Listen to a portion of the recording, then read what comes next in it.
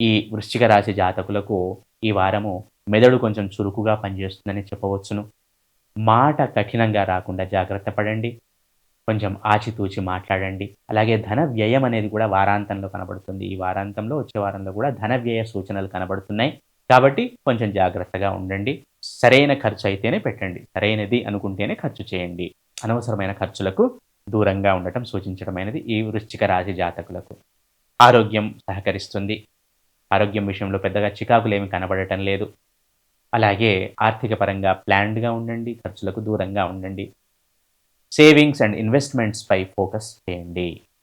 అలాగే వృత్తి, ఉద్యోగ వ్యాపారాల్లో ఉన్నవారు ఈ వారము కొంచెం రిలాక్స్‌డ్‌గా ఉంటారని చెప్పవచ్చును. కొంచెం ఆహ్, ఫ్రీ టైమ్ అనేది దొరుకుతుందని చెప్పవచ్చును చేస్తున్న పనుల్లో. విద్యార్థులు ఈ రాశికి సంబంధించిన విద్యార్థులు కొంచెం అలర్ట్‌గా ఉంటారు. ఫోకస్డ్‌గా ఉంటారు. చదువు విషయంలో ఎటువంటి అలసత్వము ప్రదర్శించరు అని చెప్పవచ్చును. ఈ వృశ్చిక రాశి జాతకులు ప్రతి నిత్యము సుబ్రహ్మణ్య స్వామి ఆరాధన చేయటం ద్వారా సత్ఫలితాలను పొందుతారు.